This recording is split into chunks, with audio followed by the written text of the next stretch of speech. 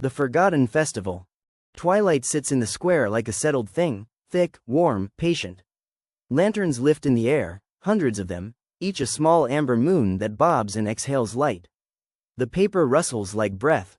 Faces glow under thin cages of bamboo and wax. Masks catch the light and throw it back in angles, gold filigree, blank porcelain, animal snouts stitched from faded velvet. Children dart between heels and lantern poles, their laughter quick and nervous, as if they know the sound should be quieter here. They call it the Forgotten Festival because nobody can agree where the tradition came from. Some say a fisherman's widow began it after the fog swallowed her husband's name. Others claim the stone in the center remembers what people do not. Either way, the town gathers every year at the exact hour between day and night, when shadows still hold color and the first stars prick awake. It is a beautiful thing to watch, a town forgetting itself and finding new faces in masks. Juno stands at the lip of the crowd, hands jammed in the pockets of an old coat that smells faintly of pipe smoke. He came because his sister, Mara, had asked him to. She loved the festival. She loved the slow, deliberate dancing that made the square feel like a living clock. Tonight she is late. He checks his watch and then the sky, both useless. The festival has its own measure of time. Nobody can agree where it came from. Some say a fisherman's widow began it. Others say the stone remembers. The dancers move like tides. They orbit the stone monument in the center, an obelisk of river-smoothed gray, older than the town's map. Its base is a low wall, slick with moss. Children use it for climbing in daytime, but tonight it is a stage. Music threads through the crowd, a thin, repetitive flute line over a drumbeat that could be a pulse. The masks hide mouths, noses, private betrayals. Juno watches faces he knows. Mrs. Hovell's eyes, a freckled boy who sells newspapers, the mayor's broad shoulders. But with masks, they are othered, anonymity braided with ritual. At the obelisk, a man in a raven mask drags a cloth from the stone. The cloth had been there all day, a dark thing like a shadow's clothing. Now that it falls away, the monument's top is exposed.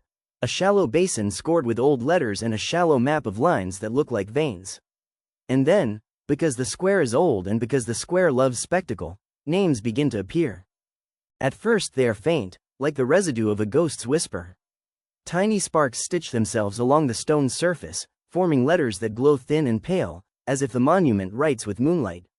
People lean forward. The lanterns float lower, anxious to catch a better look. The script is unfamiliar and familiar at the same time, curved like the riverbank, neat like a ledger. The first name reads out clear to anyone who possesses a hearing for names: Hen. Hen? Juno's brain offers the name like a distant instrument. He remembers Hen. A narrow-shouldered man who ran the locksmith shop until his hands trembled too much to turn keys. Hen moved away 5 years ago. He left a note with Mara. Then, sporadically, the square forgets about Hen. People keep stepping around the hole he left until it is simply not there. The script grows bolder, a glow thickening as though the letters are pulling light from the lanterns themselves. New names bloom, some Juno recognizes, some he should recognize but can't. Murmurs ripple out, pockets of names becoming stories. A woman gasps because her grandmother's maiden name blinks into being. A boy laughs, then shivers when he sees the name of the dog he buried under the elm 5 summers back. The crowd leans in, and in leaning in they help the stone, help it remember. Mara should be here, Juno thinks, the word a small stone in his chest. He should be the one to call her name when it appears so the festival will have done its solemn job, to return what time takes away. He pushes through the crowd, elbows gentle because no one here pushes with malice. They are all worshippers of a shared forgetting. Then the light on the obelisk changes, warmer, thicker. The letters shift from pale moonfire to the saturated gold of the lanterns. The first glowing script curls and continues, as if reading off an unending roll. A name grows in scale and in dread. Juno Ambley. It is his name. The sound of it in his head is wrong, not his voice saying it but the stone pronouncing him. He tries to step back, but the square draws him forward. Other people part without meaning to, like reeds making way for a river's current. Mara's absence becomes a vacuum there is no time to name otherwise. Juno's chest tightens. He peers at the letters as if they can be abraded. The script is his, and it is not. The edges of the glowing glyphs are not flame but a thin skin of movement. The letters ripple as a spider's chest ripples, alive, breathing.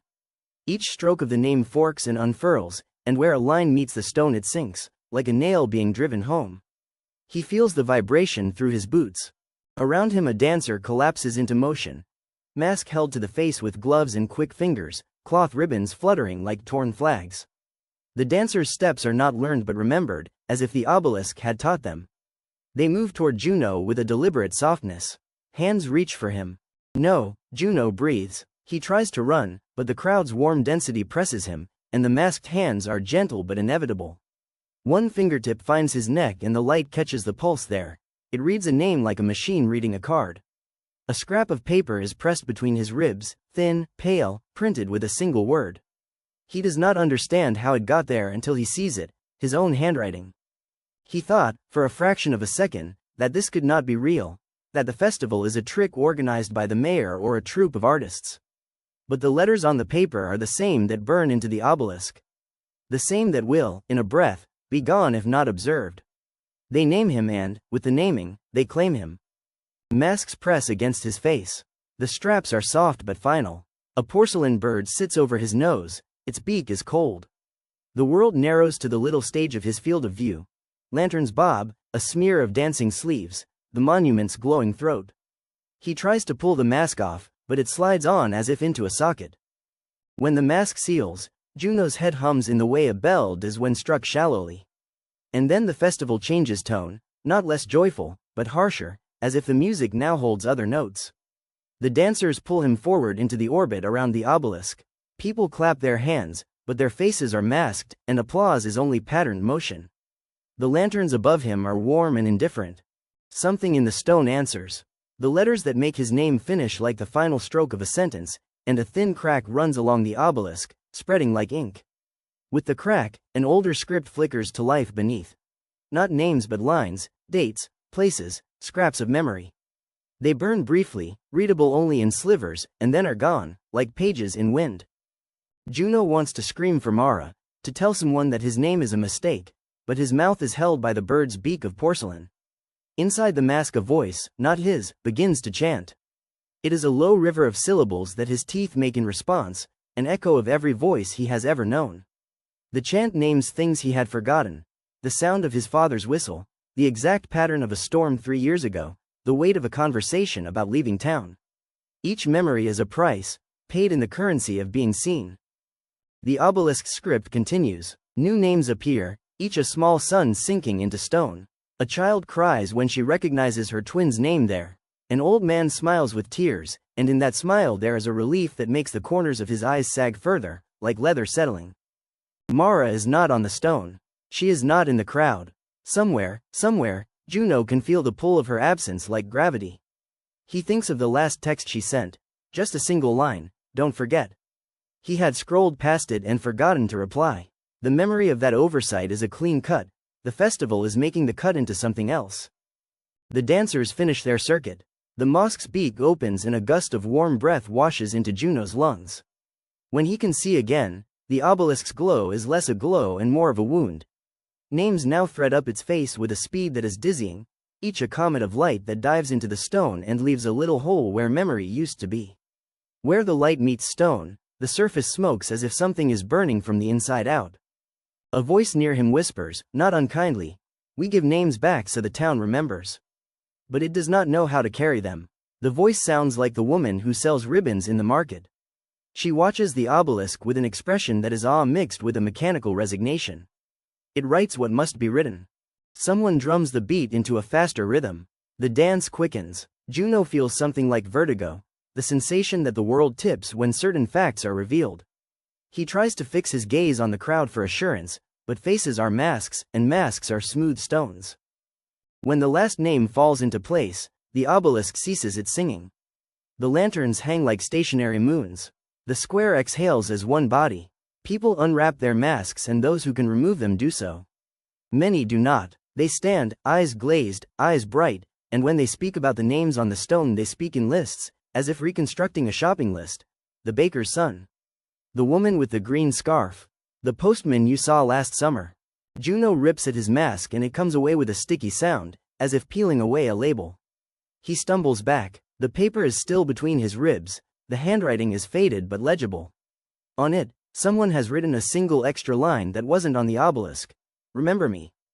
He looks up, heart a drum, for Mara, any sign, but the crowd is a tapestry of reclaimed things, and she is absent. A soft, familiar hand catches his sleeve. He turns, and there she is. Not Mara, not the sister he expects, but a dancer with a fox mask. Her eyes under the mask are wet. She mouths his name, very precisely, and for a second he thinks she will say, "I remembered you." Instead she points to the stone and then to herself, and the motion is clearer than speech. She is on it. Her name is carved into the obelisk in letters that glow like a promise. She is part of the remembering now. Her absence is not empty, it is full of the small, impossible things the festival keeps. Juno presses the paper to his chest. The lanterns above him recover their buoyant light, and for a moment the square looks like it did at the beginning, beautiful, ceremonial, warmed by shared devotion. But the obelisk is not a ledger of kindness. It remembers by taking, and when it takes it buries what it keeps under languages no one else can read. He tucks the paper back inside his coat. The name on the obelisk darkens into the stone, no longer glowing but still present, an inscription that will someday be rubbed smooth by generations who will argue about what the festival means. For now, the square pulses with laughter and the threat of something colder. The knowledge that being remembered here costs something vital. Juno thinks of the river, the locksmith's shop, the dog under the elm. He thinks of how memory can be a blessing and a sentence. As the dancers peel away and the lanterns rise to meet the real stars, Juno understands the festival's true gravity. It does not simply return what has been forgotten. It chooses the form of the return. Names appear like offerings, and the town accepts them, even when the cost is a person's unasked for transformation. He walks out of the square with Mara's text burning faintly in his mind. People will tell tales tomorrow about how the square was luminous and alive and how they found names on the stone like little beacons. They will not speak of the names they did not find, or why some masks never sloughed off. They will not say that remembering can hollow you. The festival will be spoken of with a fondness tempered by a secret, the way one speaks of storms that took a roof and left a family alive. Far above, the lanterns shrink into constellations. The obelisk stands quiet now, its letters asleep. In the morning, the town will sweep the petals and the discarded ribbons and the small shards of paper that the dancers dropped like breadcrumbs. They will forget the scrape of porcelain on skin, and the way the stone read Juno's name like an ingredient. They will do it because towns are built on the currency of moving on. Juno keeps walking because that is what people do after a festival. Leave the square's circle and step back into rooms where light is steady and the clocks obey rules. He thinks he hears, somewhere behind him, the soft dragging of a cloth across stone.